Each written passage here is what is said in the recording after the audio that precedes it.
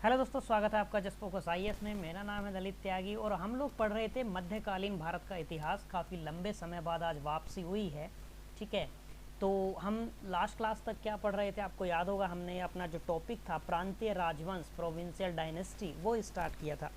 ठीक है, आपको याद होगा, आपने लास्ट क्लास की होगी तो उसकी काफ़ी डिमांड भी आ रही थी, लेकिन बहुत जगह परेशानियाँ थी।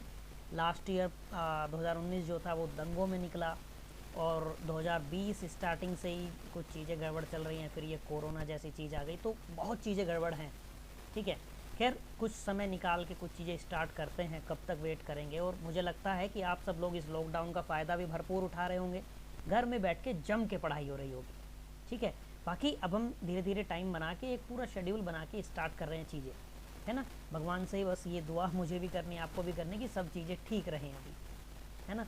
तो हमारा टॉपिक क्या था, हमने जो एक लास्ट क्लास जिसके बारे में की थी वो था प्रोविंशियल डायनेस्टी का, जिसमें हमने जौनपुर के बारे में बात कर ली थी। अगर कुछ चीज़ें याद ना आए तो बस क्या करना है कि 19-20 मिनट की क्लास है पिछले वाली, उसको आपको देख लेना है। मैं डिस्क्रिप्शन में लिंक भी दे दूंगा, वरना आप प्ले लिस्ट में जाके भी देख सकते हैं।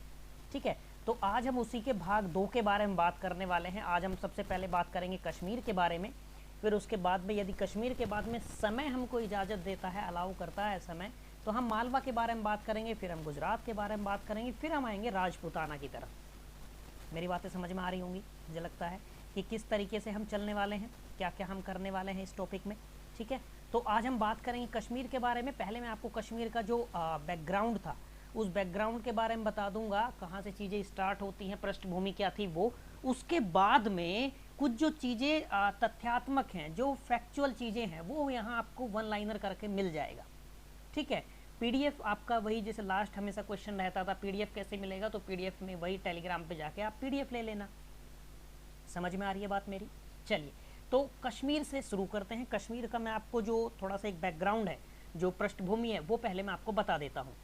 ठीक है, देखिए कश्मीर में यदि हम मिड ईरा की बात करेंगे, स्टार्टिंग कहाँ से होती है, मध्य युग का आरंभ कहाँ से होता है ना। तो इसमें कुछ आप एक पेन पेंसिल, आप कुछ नोटबुक लेके बैठे होंगे, तो कुछ चीज़ें डेट जो है मैं बता दे रहा हूँ, वो जस्ट आपको पृष्ठभूमि लिखने के लिए, यदि आपको कहीं पर लिखने के लिए कहा जाए तो वो याद रखने के लिए है ना। बाकी जो तथ्यात्मक चीज़ें हैं वो यहाँ पे सब मिल जाएंगी। एक कहानी के लिए आपको याद रखने के लिए कुछ चीज़ें बता दे रहा हूँ, उनको आप अलग से नोट डाउन कर लीजिएगा।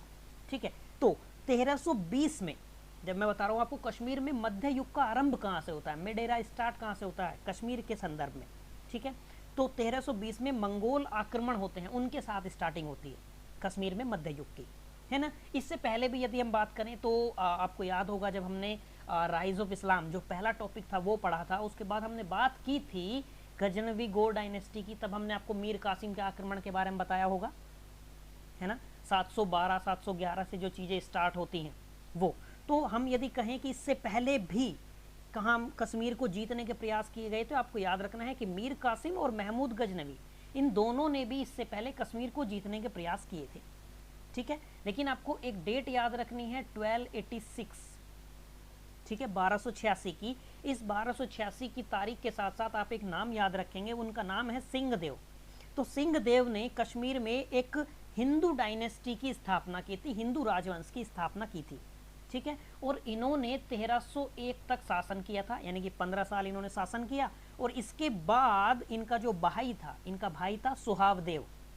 ठीक है, सुहादेव जो थे वो गद्दी पर बैठे थे और उन्होंने 1320 तक अपना शासन एक तरीके से किया था, है ना। वैसे तो उसके बाद तक भी कुछ चीज़ें रिंचन आ जाते हैं, लेकिन वो हमारे काम की चीज़ें हैं नहीं, फालतू की चीज़ें हैं वो, है ना। तो आपको क्या याद रखना है कि 1320 में इनका शासन समाप्त भी कैसे होता है कि मंगोल आक्रमण कर देते हैं, है ना। तो मंगोल जो हैं वो कश्मीरी जनता का एक तरीके से आप कह सकते हैं कि निर्मम नरसंहार करते हैं। और सुहादेव जो थे इतने कायर निकले, बिना युद्ध किए भाग जाते हैं। ठीक है, तो अब यहाँ पे कश्मीर के शासन की बागडोर किसके हाथ में जाएगी, भाई जो शासक था वो तो बिना युद्ध किए भाग गया। तो होता क्या है कि सुहादेव के शासन काल में ही 3 शरणार्थी कश्मीर आए थे, है ना। एक लद्दाख के शासक जो थे उन राजवंश से संबंधित था, उसका नाम था रिंचन। याद, बस कहानी सुन लीजिए, आपको वो लिखना कहीं नहीं पड़ेगा, याद नहीं रखना है ना। तो मैं बस आपको ये बैकग्राउंड जो आप कनेक्ट कर पाएँ, बस इंटरलिंक करने के लिए मैं चीज़ें बता रहा हूँ कि सुहादेव के समय पे 3 शरणार्थी कश्मीर आए थे। इनमें पहला था रिंचन, जो लद्दाख के शासक राजवंश से संबंधित था। ठीक है, दूसरा था लंगरचक और तीसरा था शाहमीर। ठीक है, लंगरचक जो था वो दरिस्तान से आया था और तीसरा जो शाहमीर था एक। बात क्लियर है। अब मंगोल आक्रमण के समय क्या हुआ कि भाई जब ये सुहादेव जो है भाग गए, अब शासक भाग जाएगा तो क्या होगा, एक अव्यवस्था फैल जाएगी, लॉ एंड ऑर्डर पूरा कोलैप्स कर जाएगा, है ना। तो इसी का लाभ उठाकर उसका जो शरणार्थी था रिंचन, वो क्या करता है, सत्ता पर अधिग्रहण कर लेता है। बात क्लियर है। तो उसके बाद हमें रिंचन का शासनकाल नहीं पढ़ना है, वो 1320 से 23 तक करता है। उसके बाद एक आ जाता है उदयन देव, है ना, क्योंकि यहाँ पे क्या होगा, अब ये सत्ता संघर्ष की चीजें स्टार्ट होगी। बात क्लियर हो गई। तो इस त्रिपक्षीय संघर्ष के बारे में हमसे ना पूछा जाता है ना हमको याद रखना है, जो हमको चीजें याद रखनी है हम उन पे आ जाएंगे अब। ठीक है, तो हमको क्या करना है, हमको इसमें जो तीसरा था जो हमने आपसे बताया ना, इसके जो शरणार्थी थे, एक शाहमीर था तीसरा, तो उस शाहमीर से संबंधित कुछ बातें हैं, क्योंकि पूरा शाहमीर वंश स्थापित हो जाता है। ठीक है, अगर मैं आपसे कनेक्ट करने के लिए कुछ चीजें बताऊं तो मैं ये बता देता हूं कि रिंचन जो था, अब मैंने बता दिया रिंचन ने क्या किया, जब लॉ एंड ऑर्डर कोलैप्स कर गया तो रिंचन ने सत्ता पर अपना अधिकार कर लिया। ठीक है, अब यहाँ पे रिंचन है, अब उसकी सेना जो है उसके साथ मिल गई। ठीक है, तो इससे क्या होता है कि अब पूरी जो सत्ता है वो रिंचन के हाथों में आ जाती है। लेकिन होगा क्या कि जब सुहावदेव चले गए तो उसके बाद में उनके चचेरे भाई थे उदयन देव। उदयन देव क्या कहेंगे कि भाई हमारा भाई शासक था तो सत्ता पर हमारा अधिकार होना चाहिए, लॉजिकल बात है, उसका हक है। लेकिन जो रिंचन है वो अपने हाथ में सत्ता ले लेता है, सत्ता पर अधिकार कर लेता है। ठीक है, और रिंचन क्या स्टार्ट करता है कि जो व्यक्ति उसके फेवर में थे, ठीक है, जो सुहावदेव के वफादार व्यक्ति थे, और उसके बाद में वही अपना कि हम तो मालिक का कर्ज है हमारे ऊपर, इस तरीके की चीजें करके जो उदयन देव के पक्ष में जाते दिखाई दिए, उनका रिंचन ने हत्या करवा दिया। समझे, जैसे इसमें उसके वजीर और सेनापति दोनों शामिल हैं। बात क्लियर हो रही है इतनी। अब रिंचन क्या करता है, देखिए उसका सेनापति था रामचंद्र सुहावदेव का, तो रिंचन क्या करता है कि रामचंद्र की हत्या करवा देता है, क्योंकि सेनापति अगर अपने फेवर का बैठ गया, अगर हम सेनापति अपने फेवर का बना देते हैं तो पूरी सेना हमारे अंडर में रहेगी। तो रिंचन यही करता है, पहले वो कोशिश करता है कि रामचंद्र हमारी तरफ आ जाए, रिंचन की बात मान ले, लेकिन रामचंद्र जो था वो रिंचन को अपना शासक स्वीकार नहीं करता है। ठीक है, तो रिंचन क्या करता है कि रामचंद्र की हत्या करवा देता है और खुद को राजा घोषित तो कर दिया। अब क्या करता है कि वो रामचंद्र की जो पुत्री थी, उनका नाम था कोटा रानी, उन कोटा रानी से विवाह कर लेता है। बात क्लियर होगी, ताकि उसको एक सपोर्ट मिल जाए कि सेनापति की पुत्री से उसने शादी कर रखी है, तो सेना जो है उसके फेवर में भी आ जाए। बात क्लियर है। अब देखिए सुहावदेव के जो भाई थे, चचेरे भाई थे उदयन देव अलग से ये कह रहे हैं जनता से कि भाई सत्ता पे मेरा हक है, इसने रिंचन ने उसको अपने अधिकार में जबरदस्ती लिया है। ठीक है, तो जनता भी उदयन देव के पक्ष में चली जाती है। अब होता क्या है, जनता उसके फेवर से विद्रोह कर देती है, एक संघर्ष होता है, उसमें रिंचन जो है 1323 में ही घायल हो जाता है और अंत में उसकी मृत्यु हो जाती है। ठीक है, अब क्या होगा, अब सुहावदेव का भाई जो है उदयन देव वो गद्दी पर बैठ जाता है, लेकिन गद्दी पर बैठेगा तुरंत क्या होगा, फिर इसके सामने भी सत्ता संघर्ष स्टार्ट होगा, है ना। क्यों, क्योंकि बाकी दो भी तो है ना भाई, लंगरचक भी है, शाहमीर भी है, समझ पा रहे हैं। तो ये त्रिपक्षीय संघर्ष जो स्टार्ट हुआ उसके केंद्र में कौन है, उसके केंद्र में शाहमीर शक्ति है। ठीक है, और एक बात ये भी थी कि जो ये उदयन देव था ये योग्य शासक नहीं था, ये एक अयोग्य शासक सिद्ध हुआ, है ना। अब ये क्या करता है, जब रिंचन मर जाता है तो रिंचन की जो विधवा है कोटा रानी, है ना, रामचंद्र जो थे सेनापति, उनकी बेटी जो थी, ये उससे शादी कर लेता है। अब कोटा रानी जो थी ये एक योग्य और महत्वाकांक्षी महिला थी, है ना। पूरी सत्ता जो है, अब देख लिया कि उदयन देव तो अयोग्य है, तो पूरी सत्ता जो है ये अपने हाथों में केंद्रित कर लेती है ना। इसके समय फिर मंगोल क्या करेंगे कि भाई एक महिला के हाथों में शासन है, तो वो कश्मीर को कमजोर समझ के कश्मीर पर आक्रमण करते हैं। तो उदयन देव की जो पत्नी है कोटा रानी, जब उनसे मामला नहीं संभलता है तो वो लद्दाख की ओर भाग जाती है, ये उदयन देव भी भाग जाता है ना। फिर भी ये जो कोटा रानी है ये अपनी योग्यता का परिचय देती हैं और जो शाहमीर है उस शाहमीर की मदद लेती हैं और आक्रमणकारियों को एक तरीके से भगाने में अंत में ये सफल हो जाती हैं। बातें क्लियर हो रही है। अब यहाँ पे एक चीज होती है कि शाहमीर जो है, शाहमीर ने क्या किया, शाहमीर ने कहीं ना कहीं आप देखेंगे कि अपने साहस का परिचय दे दिया। ठीक है, अब यहाँ पे लगा कि नहीं शाहमीर जो है साहसी है, उसने अपने पुरुषार्थ का परिचय दे दिया, तो वो लोगों के बीच में लोकप्रिय हो जाता है। अब इसी का फायदा उठा के शाहमीर क्या करेगा, शाहमीर सत्ता को हथियाने का प्रयास कर लेने लगता है। ठीक है, तो जब उदयन देव की मृत्यु हो जाती है 1339 में, ठीक है 1329 में सॉरी, उदयन देव की मृत्यु हो जाती है। ठीक है, तो कोटा रानी क्या है भाई, सत्ता उनके हाथ में थी, तो कोटा रानी जो है स्वयं को शासक का जो है घोषित कर देती है। अब शाहमीर इसका विरोध करता है ना। तो शाहमीर क्या करता है, जब वो लोकप्रिय हो गया था सेना के बीच में भी अपने पुरुषार्थ का परिचय देके, तो वो कुछ सैनिकों को अपने फेवर में करता है और कोटा रानी को घेर लेता है। ठीक है, और लास्ट में वो कोटा रानी को विवश कर देता है खुद से शादी करने के लिए। बात क्लियर हो गई। तो कुछ फारसी स्रोत ऐसे भी हैं जो ये बताते हैं कि कोटा रानी उस समय तो बाध्य हो गई थी, लेकिन कोटा रानी ने शाहमीर के शयन कक्ष में ही खुद को चाकू मारकर आत्महत्या कर ली थी। यहां तक की बातें क्लियर है ना। तो अब ये शाहमीर डायनेस्टी जो है ये स्टार्ट हो जाएगी आगे। ठीक है, तो शाहमीर डायनेस्टी के बारे में ही कश्मीर से आप रिलेटेड कुछ क्वेश्चन पूछे जा सकते हैं, है ना। जैनुल आबदीन का नाम आपने सुना होगा, सिकंदर का नाम आपने सुना होगा, तो यहाँ से कुछ चीज़ें पूछी जा सकती हैं। तो ये पृष्ठभूमि थी। अब हम आगे बात करते हैं। तो हम सबसे पहले चलते हैं सुल्तान शिहाबुद्दीन की तरफ। क्यों? क्योंकि सुल्तान शिहाबुद्दीन को शाहमीर वंश का वास्तविक संस्थापक माना जाता है। बात क्लियर हो रही है। तो ये वास्तविक संस्थापक माना जाता है, इसलिए सुल्तान शिहाबुद्दीन को आपको याद रखना है। और इसके बारे में मेनली यही एक तथ्य आपको याद रखना है कि इसको शाहमीर वंश का वास्तविक संस्थापक माना जाता है। ठीक है, अब ये कश्मीर पर राज्य किया। अब इसके समय में भी जो मंगोल थे उन्होंने आक्रमण किया था, है ना। तो इसके समय भी ये सब चीज़ें चलती रही, लेकिन इसके बारे में ज़्यादा चीज़ें हमको याद रखनी। 1356 से 74 तक इसने शासन किया था। इसका टाइम पीरियड आपको ना याद रहे तो काम चल जाएगा, लेकिन बस ये लाइन आपको याद रखनी है कि इसको शाहमीर वंश का वास्तविक संस्थापक माना जाता है। ठीक है, इसके बाद एक और शासक आते हैं कुतुबुद्दीन, वो के नाम से वो गद्दी पर बैठते हैं। एक्चुअल में उनका नाम था हिंदाल, है ना। शिहाबुद्दीन के भाई थे, इनका नाम था हिंदाल, लेकिन ये कुतुबुद्दीन के नाम से गद्दी पर बैठते हैं। इनके शासनकाल में कुछ खास नया नहीं हुआ, ना इन्होंने कुछ किया, ना ये बस क्या सत्ता का लाभ भोगते रहे।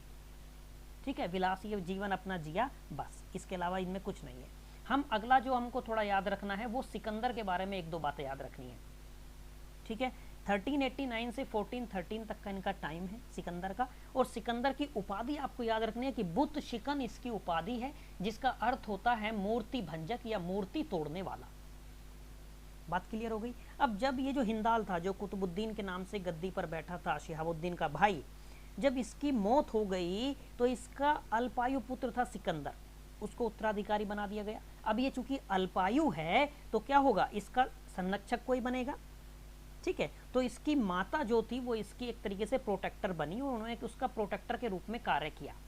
ठीक है, और दो अच्छे मंत्री थे उनके पास, एक का नाम था राय मदारी और दूसरे का नाम था सहक। तो ये नाम आपको याद नहीं रखने, बस ये याद रखना है कि दो प्रभावशाली मंत्री थे जो उनकी सहायता करते थे इस शासन को चलाने में।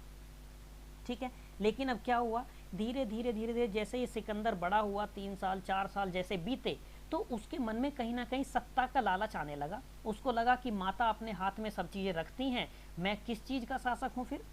ठीक है, तो वो अपनी माता का जो ये प्रोटेक्शन था उसको ठुकरा देता है, यानी कि उनकी संरक्षण को मना कर देता है। ठीक है, और फिर क्या करता है, अपने नाम के खुतबे पढ़वाता है, उन सिक्के जारी करता है ना। इसी के समय में आपको याद होगा जब 1398 में आक्रमण करता है ये तैमूर लंग, है ना, 1398 में आक्रमण करता है, तो इसी के टाइम की बात है वो। आपको इसलिए भी याद रखना है कि किसके समय में आक्रमण किया उसने कश्मीर पर, तो आपको याद रखना है ना। लेकिन सिकंदर क्या करता है, अपनी कूटनीति और दूरदर्शिता से वो कश्मीर की रक्षा कर लेता है। बात क्लियर हो रही है इतनी। तो अब यहाँ पे क्या कुछ शरणार्थी भी आते हैं, कुछ लोग आ जाते हैं, है ना। उसके परिणाम मतलब जब तैमूर आक्रमण करता है तो उससे विस्थापित जो लोग होते हैं वो हजारों ईरानी और मध्य एशियाई मुसलमान वो आ जाते हैं कश्मीर में, तो उनको श्रीनगर में ये शरण दे देता है। ठीक है, अब ये थोड़ा सा इस मामले में था कि ये अत्यंत धर्मांध शासक था सिकंदर, है ना। एक सुहा भट्ट नामक एक ब्राह्मण था जो इसका प्रधानमंत्री था, और एक तरीके से आप ये कह सकते हैं उसका राइट हैंड था, बिल्कुल मतलब मुख्य परामर्शदाता था। ठीक है, अब ये जो सुहा भट्ट था ये इस्लाम धर्म स्वीकार कर लिया था।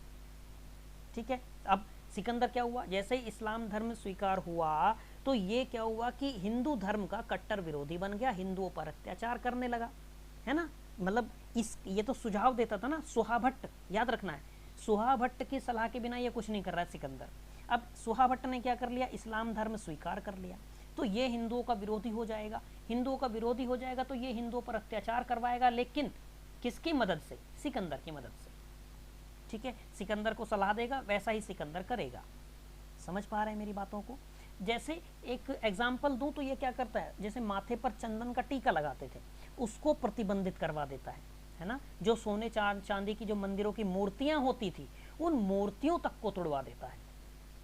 समझ पा रहे हैं आप मेरी बात को। उन जैसे आप मंदिर जो है, मंदिरों को तोड़वा देता है, जैसे मारतंड का मंदिर था वहाँ पे, चक्रधर का मंदिर था वहाँ पे, सुरेश्वर का था, अवंतीपुर वाला मंदिर था, उनको तोड़वा देता है। ठीक है, जो मूर्तियां थी सोने चांदी की, उनको गलवाने के आदेश निकलवा देता है और कह देता है कि इनको गला के सिक्के बनाए जाएं। समझ पा रहे हैं। लास्टली 1413 में क्या होता है, इसकी मृत्यु हो जाती है सिकंदर की। और सिकंदर के बारे में एक जो तथ्य आपको बिल्कुल नहीं भूलना है, वो ये कि सिकंदर ने अपने टाइम पीरियड में कश्मीर में सती प्रथा को प्रतिबंधित कर दिया था। इसलिए मैं आपको इतनी सारी बातें बताया हूं कि ये आपको याद रखना है। समझ पाए, बातें क्लियर हो गई इतनी? ठीक है, अब हम आगे चलते हैं। आगे आपको याद रखना है जैनुल आबदीन के बारे में। ठीक है, सिकंदर के बाद में एक और शासक हुए थे, अली शाह। अली शाह का टाइम पीरियड हुआ था 1413 से 20 तक, लेकिन उनके बारे में कुछ खास इंपॉर्टेंट है नहीं, इसलिए उनको हमें याद नहीं रखना है, क्योंकि सिकंदर के बाद में उसका बेटा जो था, उसका मीर खां नाम था, लेकिन वो सुल्तान अली शाह के नाम से गद्दी पर बैठा था, है ना, नाबालिग था। अब ये जो सुहा भट्ट था वो उसका प्रोटेक्टर बन जाता है, तो वो उसके बारे में कुछ खास हुआ नहीं, इसलिए हमको उसके बारे में पढ़ना नहीं है। हमको किसके बारे में पढ़ना है, जो याद रखना है, वो है जैनुल आबदीन के बारे में, है ना। इसकी उपाधि बहुत सारी हैं, लेकिन इसकी उपाधि ज़्यादा पूछी नहीं गई है आज तक, है ना। जैसे बादशाह है, महान नरेश, एक तरीके से आप कह सकते हैं। कश्मीर का अकबर इसको कहा जाता है, कश्मीर का अलाउद्दीन इसको कहा जाता है। ठीक है, अब वो क्यों कहा जाता है हम आगे बात करेंगे। जैसे अब हम आगे बात करते हैं इसके बारे में। जैनुल आबदीन के बारे में आपको एक लाइन तो बिल्कुल याद होनी चाहिए कि कश्मीर का महानतम शासक इसको कहा जाता है, ये कश्मीर का महानतम शासक था। ठीक है, अब इसको कश्मीर का अकबर क्यों कहा गया, तो वो कहा गया इसकी उदार नीतियों के कारण कहा गया कि ये कश्मीर का अकबर है। अब वो कौन कौन सी नीतियां थी आगे मैं आपको विस्तार से बता दूंगा। ठीक है, दूसरी बात आपको याद रखनी है कि इसकी मूल्य नियंत्रण व्यवस्था के कारण इसको कश्मीर का अलाउद्दीन कहा गया। अब मूल्य नियंत्रण व्यवस्था क्या थी, वो हमने अलाउद्दीन को जब पढ़ा था हमने आपको बताया था। ठीक है, तो इसकी मूल्य नियंत्रण व्यवस्था के कारण इसको कश्मीर का अलाउद्दीन कहा गया, और उदार नीतियों के कारण इसको कश्मीर का अकबर कहा गया। ये बातें आप भूलेंगे नहीं, वरना आपको माफी नहीं मिलेगी। ठीक है, अब जैसे ही ये सत्ता पर आया तो इसने क्या किया, सबसे पहले जो इसके विद्रोही थे उनको कंट्रोल किया, है ना। जैनुल आबदीन, इसका भी पिता जो था सिकंदर ही था, लेकिन ये अपने पिता के जस्ट अपोजिट प्रकृति वाला राजा एक तरीके से, है ना। जैसे इसके पिता ने क्या किया था, सिकंदर ने क्या किया कि हिंदू मंदिर जो थे उनको तोड़वाया, लेकिन जैनुल आबदीन ने क्या किया, जैनुल आबदीन ने हिंदू मंदिरों का पुनर्निर्माण करवाया। जो ब्राह्मण कश्मीर छोड़कर चले गए थे उनको वापस बुलाया और उन्हें उच्च पदों पर नियुक्त किया, उनकी सलाह अनुसार कार्य किए। ठीक, बात क्लियर होगी। अब जो हिंदू थे जिनको बलपूर्वक सुहा भट्ट के कहने अनुसार सिकंदर ने मुसलमान बना दिया था, उन्हें फिर से ये स्वतंत्रता दी कि आप फिर से अपने ब्राह्मण धर्म को, अपने हिंदू धर्म में जा सकते हैं, आप फिर से ब्राह्मण बन सकते हैं। बातें क्लियर हो रही हैं। तो यानी कि इसने फिर से उन व्यक्तियों को जिनको जबरन मुसलमान बना दिया गया था, उनको इसने कहा कि आप अपने हिंदू धर्म को फिर से स्वीकार कर सकते हैं, आपको स्वतंत्रता है। ठीक है, एक इंपॉर्टेंट बात जो आज के परिप्रेक्ष्य के अनुसार ये बहुत महत्वपूर्ण हो जाती है, वो बात ये कि जैनुल आबदीन ने गो हत्या प्रतिबंधित कर दी थी। ठीक है, और जो हिंदुओं पर जैसे अंत्येष्टि कर लगने लगा था, जो जजिया लगने लगा था, वो इसने समाप्त कर दिया था। ठीक है, यानी कि जैनुल आबदीन जजिया को समाप्त करने वाला पहला शासक था। ठीक है, उसने सती प्रथा को पुनः आरंभ करने की परमिशन दे दी थी, लेकिन इसका रीजन क्या था, इसका रीजन ये था, इसने पूरे जो ब्राह्मण समुदाय था उनसे चर्चा की इस बारे में, उनसे सलाह मशवरा किया, क्योंकि ये ब्राह्मणों की स्वतंत्रता में बाधा नहीं बनना चाहता था किसी प्रकार से भी। ठीक है, तो इनने जो स्वदेश बुलाए थे, यानी कि फिर से वापस जो ब्राह्मण चले गए थे उनको वापस बुलाया और उनसे चर्चा की कि क्या सती प्रथा को आपके धर्म में लोग मानते हैं, उसकी वजह से लोग मुझसे नाराज तो नहीं होंगे, ये सब। तो इसी वजह से सलाह करने के बाद इसने सती प्रथा को फिर से आरंभ करने की अनुमति दी। ठीक है, जो हिंदू थे उनको अपने शासन कार्यों में संलग्न किया और उनको उच्च पदों पर नियुक्त किया। जैसे अगर मैं आपको कुछ नाम बताऊं तो इसके विशिष्ट जो हिंदू अधिकारी थे, जैसे तिलकाचार्य थे एक, ठीक है, एक थे श्रेय भट्ट, ठीक है, यानी कि एक राजवैद्य थे और एक इसके पुनर्वास मंत्री बनाए थे इसने, है ना। जोनाराज थे, जोनाराज इतिहासकार और उनका एक शिष्य भी था।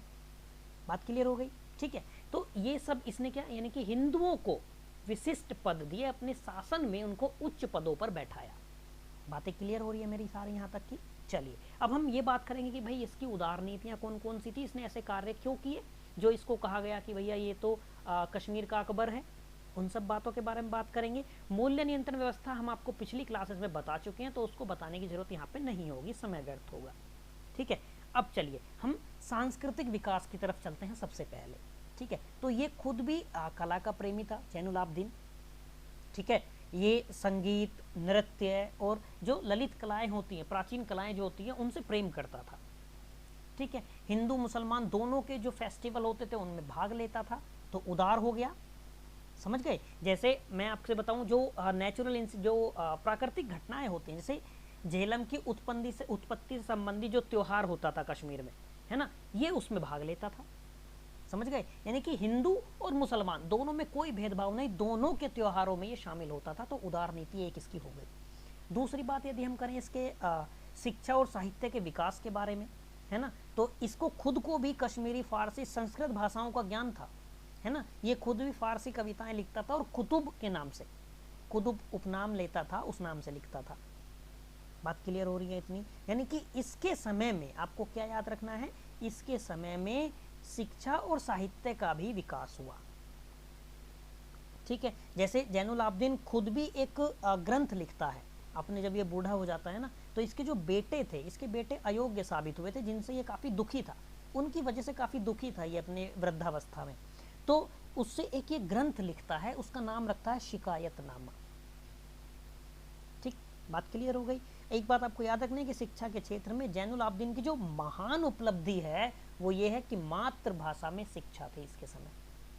चीज़ें क्लियर हो रही हैं। यदि हम कला और शिल्प के बारे में बात करें तो ये कला और शिल्प को संरक्षण देता था, है ना। जैसे कश्मीर में केवल एक फसल होती थी, मतलब सर्दी में ज़्यादा क्या होता था, बर्फीले महीने होते थे, तो कोई काम होता नहीं था, है ना। तो जीविकोपार्जन के अतिरिक्त साधन उपलब्ध कराने के लिए जैनुलाब्दीन ने क्या किया, इसने दस्तकारियों का प्रचलन किया, यानी कि पत्थर तराशने, शॉल बुनने वाले, बंदूक बनाने वाले, आतिशबाजी बनाने की जो कला थी उसको विकसित करने में इसने महत्वपूर्ण योगदान दिया, है ना। इसके समय के एक व्यक्ति का नाम प्रमुखता से लिया जाता है हबीब। हबीब जो थे तोप ढालने वाले थे, है ना, और उन्होंने सबसे पहले बंदूक बनाई थी, समझ गए आप मेरी बात को। तो इसके समय में आपको ये याद रखना है कि कला और शिल्प को इसने संरक्षण दिया, इसने महत्वपूर्ण रोल प्ले किया एक तरीके से, ठीक है। राजस्व प्रशासन के बारे में बात करें तो जैनुलाब्दीन ने जो संपूर्ण घाटी की भूमि थी उसकी पैमाइश करवाई, और जो कृषि योग्य भूमि थी उनके अलग से आलेख तैयार करवाए थे इसने, है ना। इसने घाटी जो थी उनको परगनों में, फिर परगनों को गाँव में, गाँव को किसानों की भूमि में इसने विभाजित कर दिया था, और उत्पादन का 1/6 भाग जो होता है वो इसने राजस्व के रूप में निर्धारित किया था। समझ गए आप मेरी बात को, ठीक है।